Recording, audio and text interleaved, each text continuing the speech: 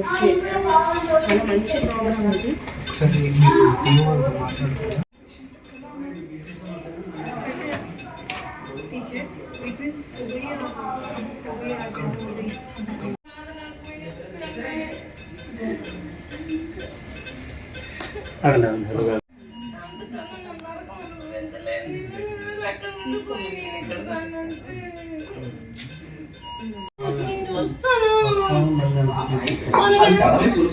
పర్లేదు బాబాయ్, నేను ఎలా ఉండగలను?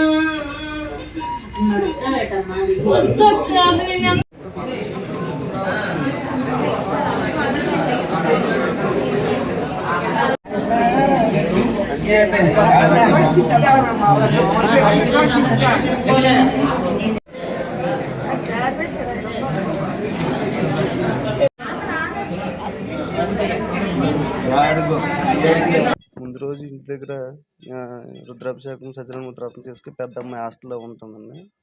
హాస్టల్లో ఉంటే ఇంకెందుకు మరుసటి రోజు కూడా పిల్లలు పిక్నిక్ సీజన్ కదా, పిల్లలు ఇద్దరు ఉంటారు కదా అని చెప్పేసి మరుసటి రోజు కూడా మరి వెంకటేశ్వర స్వామి గడికి అక్కడికి ఫేమస్ ఒకటి అవుతుంది, ఆ టెంపుల్ ఒకటి బాగా అని చెప్పేసి మా ఫ్రెండ్స్ నలుగురిని తీసుకెళ్ళామండి. ఫ్యామిలీతో వెళ్ళాము అందరమని. ఇటు నుంచి బాగా వెళ్ళిపోయాము. అటు నుంచి వచ్చేసరికి స్కూటీ వల్ల బ్రేకులు సడన్గా, అప్పటి వరకు అంటే ఫ్యామిలీతో వస్తాను కాబట్టి నెమ్మదిగా వస్తాను, బ్రేక్ పట్టుకుపోయి దగ్గరికి వచ్చేసరికి బ్రేకులు ఫెయిల్ అయిపోయాయండి. బ్రేకులు ఫెయిల్ అయిపోతే ఇంకా మరి నాకు తెలిసిపోయింది అనమాట, ఇంకా బాగా డౌను అది.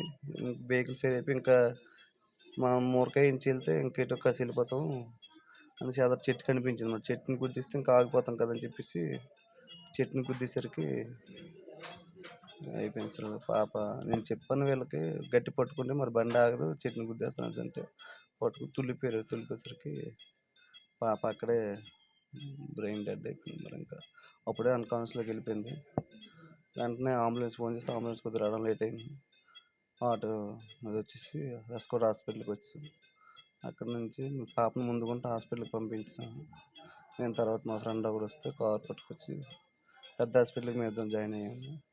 ఇంకా అలా ఇంకా పాప ఇక్కడ మేము అక్కడ అంటే ఇంకెందుకని చెప్పేసి మా మామయ్య వాళ్ళు ఇక్కడికి వచ్చింది అని చెప్పేసి ఇక్కడికి వచ్చామండి. ఇక్కడికంటే అక్కడే నాకు మా ఫ్రెండ్స్ మా ప్రెసిడెంట్ వాళ్ళు వచ్చి విషయం చెప్పారన్నమాట. ఎలాగుందని అడిగితే ఇలాగ పాపది మరి బ్రెయిన్ డెడ్ అయిపోయింది అమ్మ, మరి ఇలాగ ఆర్గన్ డొనేట్ చేయడానికి ఇష్టపడతావా ఏంటి అని అంటే ఓకే మా మరి నలుగురు జీవితాలు బాగుపడుతుంటే ఆ సంతృప్తిని మనకుంటూ పోద్ది, ఓకే చేసేయండి అని చెప్పేసి యాక్సెప్ట్ చేసాను. మా మిస్సెస్తో మాట్లాడేసి యాక్సెప్ట్ చేసాను. దాన్ని కన్ఫర్మ్ చేయడానికి టోటల్గా ఒక 24 అవర్స్ తీసుకున్నామండి. అది బ్రెయిన్ డెత్తా కాదా అని కన్ఫర్మ్ చేయడానికి అన్ని రకాల టెస్టులు చేసిన తర్వాత కూడా యాప్నియా టెస్ట్లు అని ఉంటాయన్నమాట. అవన్నీ చేసినప్పుడు ఫైనల్గా అల్టిమేట్గా కానీ ఆ బ్రెయిన్ డెత్ అని వచ్చింది. కానీ ఈ పేషెంట్ అప్పటికే స్పాట్ వెళ్ళేటప్పటికే ఊపిరి తీసుకోవడం లేదు, ఇవన్నీ అవడం వల్ల కొన్ని ఆర్గాన్స్ అయితే డ్యామేజ్, అప్పటికి ఇంటర్నల్ ఆర్గాన్స్ కొన్ని డ్యామేజ్, అందులో పర్టికులర్గా ఊపిరితిత్తుల్లోకి కఫం చేరిపోయింది. అందువల్ల ఊపిరితిత్తుల్ని మేము తీసుకోమని చెప్పి చాలామందికి చెన్నై, హైదరాబాద్ అందరికీ కూడా ఆ ఫొటోస్ అన్ని పంపిస్తే వాళ్ళు ఎవరు కూడా ఇది సూటబుల్ కాదని చెప్పేసి ఊపిరితిత్తులని పనిచేయట్లేదు అన్నారు.